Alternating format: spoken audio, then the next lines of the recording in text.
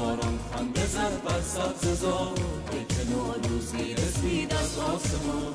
از سفر آمد ارسطو نغمه خوان، باز شد چشم بنفشه بر بهار. زرد و نیلی در کنار چشم سار، وقت اگر خواب است بیدارش کنید، عاشقانه باز بیدارش کنید، عاشقانه باز بیدارش کنید.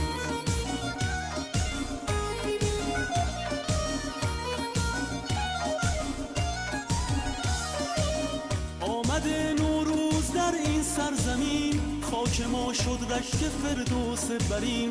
بوی نارنج و ترنج و عطر بید، میتوان از تربت حافظ شنید. باز شد چشم بهاران بر خزر، شد صدف و خانه در و گهر.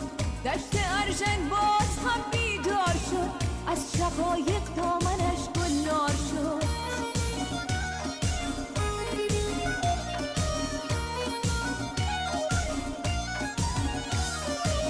قاصدک آمد که مهمان آمده، بوی نرگس های یاران آمده. خاک من ای قبلگاه عاشقان، نوبهارانت همیشه جاودان. رودهایت پرخروش و بیقرار، کوههایت سربلند و استوار.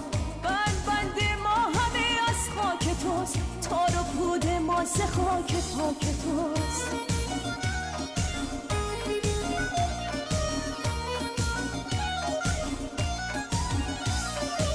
نوبهاران خنده زد بر کوسار، گونه زاران شد کنارش چشم سار. قطره شبنم به برگ گل چکید، شانه زد باد بهاران زلف بید. خون پاک عاشقی در جان ماست، ریشه این عشق در پیمان ماست. هموطن نوروز تو پیروز باد، ای وطن هر روز تو نوروز باد.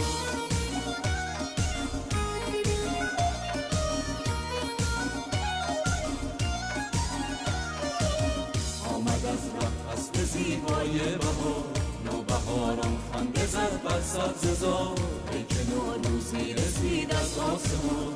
از سفر آمد ارسطو نغمه خوان، آسمان برداشت زیر ابروی عشق، پر شده دنیا ز عطر و بوی عشق. وقت اگر خواب است بیدارش کنید، عاشقانه باز بیدارش کنید، عاشقانه باز بیدارش کنید.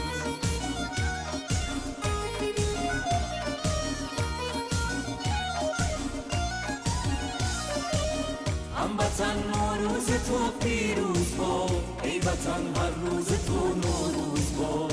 هموطن نوروز تو پیروز باد، ای وطن هر روز تو نوروز باد.